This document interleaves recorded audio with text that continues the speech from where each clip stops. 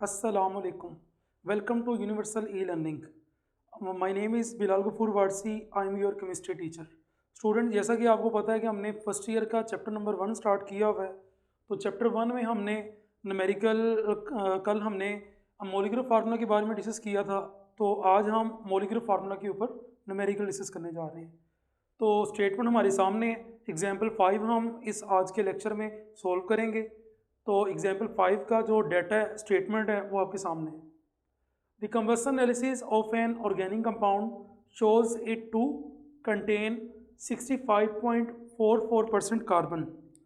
तो आपको कार्बन की परसेंटेज गिवन है, 5.50% हाइड्रोजन एंड 29.06% ऑक्सीजन। यानी क्वेश्चन में आपको तीनों एलिमेंट की परसेंटेज गिवन है। What is the empirical formula of the compound? एक तो हमने एम्पिरिकल फार्मूला फाइंड करना है।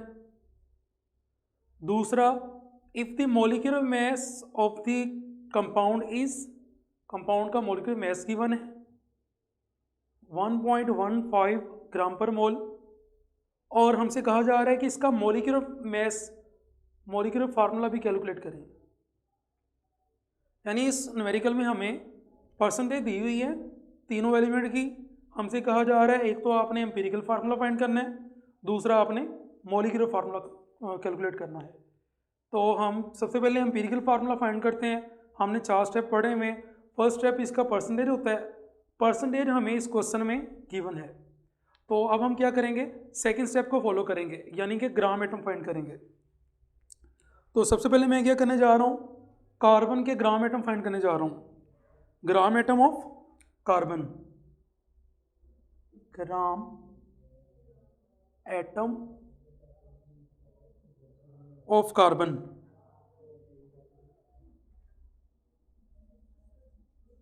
कार्बन के ग्राम एटम कैसे फाइंड करेंगे? इसके लिए हम क्या करेंगे, परसेंटेज लेंगे, percentage by mass of carbon divided by atomic mass.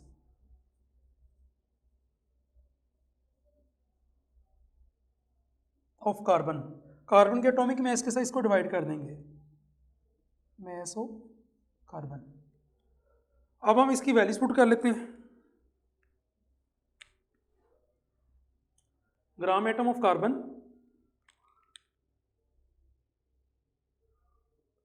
Gram atom of carbon.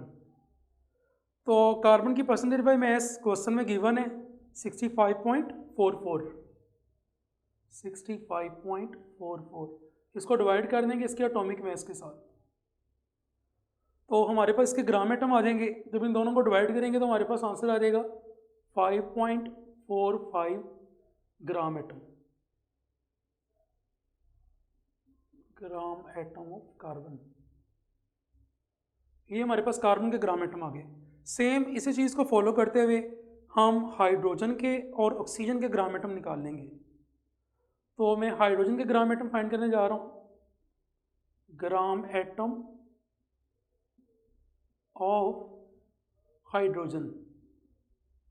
कैसे फाइंड करेंगे, हाइड्रोजन की जो परसेंटेज है, परसेंटेज बाय मास, उसको डिवाइड कर देंगे हाइड्रोजन के एटॉमिक मास के साथ।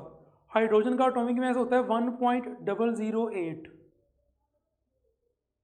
तो हमारे पास इसका आंसर आ जाएगा 5.46 ग्राम एटम ऑफ हाइड्रोजन। ये हमारे पास हाइड्रोजन के ग्राम एटम आ गए। नेक्स्ट अब हम क्या कर लेते हैं, ऑक्सीजन के ग्राम एटम फाइंड करेंगे। ग्राम एटम ऑफ ऑक्सीजन, उसके लिए क्या किया जाएगा, ऑक्सीजन की जो परसेंटेज बाय मास है 29.06, इसको हम डिवाइड कर देंगे ऑक्सीजन के एटॉमिक मास के साथ, जो कि कितना होता है 16। तो हमारे पास इसके ग्राम एटम आ जाएंगे 1.82 ग्राम एटम ऑफ ऑक्सीजन। तो ये हमारे पास तीनों के ग्राम एटम आ गए। अब नेक्स्ट स्टेप क्या होता है? Atomic ratio. अब हमने क्या करना है? एटॉमिक रेशो फाइंड करनी है। तो एटॉमिक रेशो को फाइंड कर लेते हैं। तीनों की एटॉमिक रेशो फाइंड की जाएगी। Atomic ratio of carbon. Atomic ratio कैसे फाइंड होती है?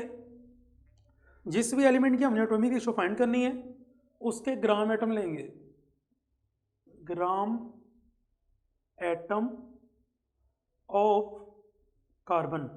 कार्बन के ग्राम एटम को डिवाइड कर देंगे लोवेस्ट ग्राम एटम के साथ, जो कि किसके हैं? ऑक्सीजन के। Lowest gram atom. यहां से हमारे पास कार्बन की एटॉमिक रेशो आ जाएगी। Atomic ratio of carbon.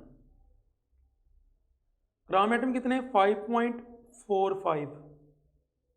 इसको डिवाइड कर देंगे लोवेस्ट ग्राम एटम के साथ 1.82। तो जब हम इसको डिवाइड करेंगे तो हमारे पास आंसर आ जाएगा 3। सेम ऐसे ही एटॉमिक रेशो फाइंड करेंगे ऑक्सीजन की। Atomic ratio of oxygen. सबसे पहले हाइड्रोजन की कर लेते हैं ताकि एक तरतीब के साथ चलता जाए।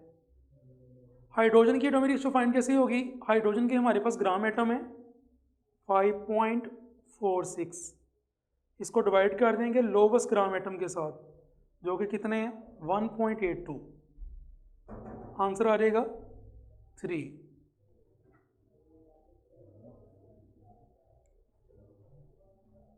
Atomic ratio of oxygen. Oxygen के ग्राम एटम फाइंड करेंगे। उसके लिए हम ऑक्सीजन के ग्राम एटम है 1.82। इसको लोवेस्ट ग्राम एटम से डिवाइड कर देंगे, वो भी कितने हैं? 1.82।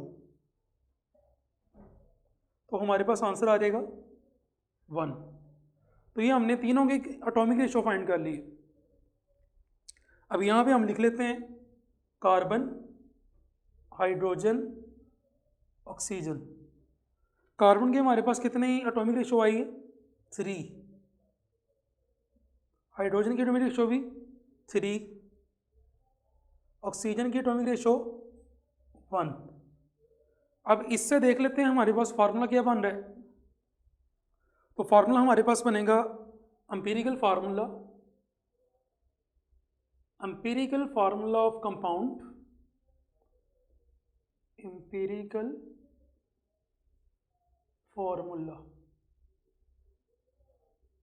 हमारे पास आ जाएगा C3H3O, C3H3O। ये हमारे पास आ गया कंपाउंड का एम्पिरिकल फार्मूला। तो एक चीज़ फाइंड होगी जो हमने फाइंड करनी थी, एम्पिरिकल फार्मूला हमारे पास आ गया। अब सेकंड हमने फाइंड करना है मॉलिक्यूलर फार्मूला। तो मॉलिक्यूलर फार्मूला फाइंड करने के लिए अब हम यहाँ पे देख लेते हैं, हमें चाहिए empirical formula mass. Last time हमने मॉलिक्यूलर फार्मूला फाइंड करने का फार्मूला देखा था, वो ज़रा यहाँ पे हम लिख लेते हैं पहले। Molecular formula is equal to n into empirical formula, यानी एम्पिरिकल फार्मूला को किसी नंबर n से मल्टीप्लाई करें तो हमारे पास मॉलिक्यूलर फार्मूला आ जाता है। तो ये फार्मूला हमारे पास मॉलिक्यूलर फार्मूला निकालने के लिए ये मैथमेटिकल रिलेशन मौजूद है। अब हम यहाँ पे क्या करेंगे? n को फाइंड करेंगे। लास्ट टाइम हमने देखा था n किसके इक्वल होता है। तो n को फाइंड करने के लिए हमारे पास फार्मूला है n is equal to molecular formula mass, molecular formula mass divided by empirical formula mass, empirical formula mass. अब यहाँ पे हम मॉलिक्यूलर फार्मूला मैस हमें क्वेश्चन में गिवन है, वो यहाँ पे लिख लेते हैं। मॉलिक्यूलर मैस ऑफ कंपाउंड, वो हमें गिवन है क्वेश्चन में 110.15 ग्राम पर मोल। एम्पिरिकल फार्मूला में हम खुद फाइंड करेंगे, एम्पिरिकल फार्मूला को देखते हुए। एम्पिरिकल फार्मूला मैस, तो एम्पिरिकल फार्मूला हमारे पास क्या आया था, C3। तो कार्बन के हमारे पास 3 एटम है, 12 को मल्टीप्लाई कर देंगे 3 के साथ, प्लस हाइड्रोजन के एक एटम का मैस होता है 1.008, 3 एटम है, 3 से मल्टीप्लाई कर देंगे। ऑक्सीजन के एक एटम का मैस होता है 16। तो देख लेते हैं हमारे पास एम्पिरिकल फार्मूला मैस कितना आ जाता है। एम्पिरिकल फॉर्मूला मैस,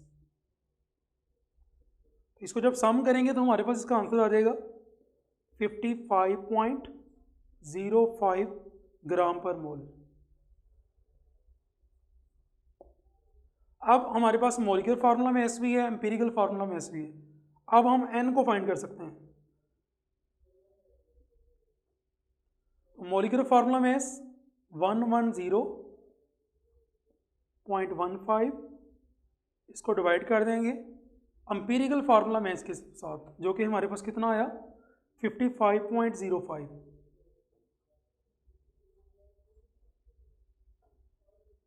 तो इसकी हमारे पास वैल्यू आ जाएगी, आंसर आ जाएगा 2। ये हमारे पास n की वैल्यू आ गई। अब हम सिंपली क्या करेंगे, एम्पिरिकल फार्मूला को n से मल्टीप्लाई कर देंगे तो मॉलिक्यूलर फार्मूला आ जाएगा।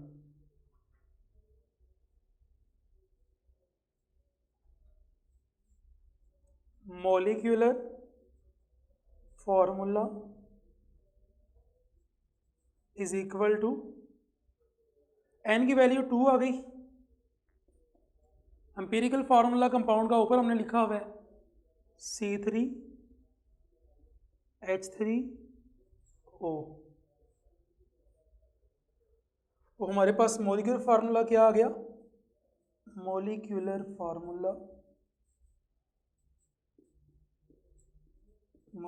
फार्मूला हमारे पास आ गया। जब 2 मल्टीप्लाई होगा इसके साथ तो ये बन जाएगा C6H6O2। तो ये हमारे पास कंपाउंड का मॉलिक्यूलर फार्मूला आ गया। इस न्यूमेरिकल में हमने 2 चीज़ों को फाइंड करना था, एक मॉलिक्यूलर फार्मूला हमने फाइंड किया, दूसरा हमने कंपाउंड का एम्पिरिकल फार्मूला फाइंड किया। तो इस तरह के न्यूमेरिकल पेपर में आते होते हैं। इसके अलावा एक्सरसाइज में भी इसके कुछ क्वेश्चन मौजूद हैं। एक्सरसाइज का question number 16 and 17, question number 16 और 17, ये क्वेश्चन भी इसी न्यूमेरिकल से रिलेटेड है। तो एग्जाम्पल 5 में हमें परसेंटेज दी हुई थी 3 एलिमेंट की, कार्बन की, हाइड्रोजन की और ऑक्सीजन की, और हमसे कहा गया था एम्पिरिकल फार्मूला फाइंड करें, और मॉलिक्यूलर मैस गिवन था और हमसे कहा गया था मॉलिक्यूलर फार्मूला फाइंड करें। तो हमने पहले एम्पिरिकल फार्मूला फाइंड किया और फिर मॉलिक्यूलर फार्मूला फाइंड किया। तो ये हमारे पास न्यूमेरिकल था एग्जाम्पल 5, और इस एक्सरसाइज के रिलेटेड क्वेश्चन आपने बाद में करने होंगे।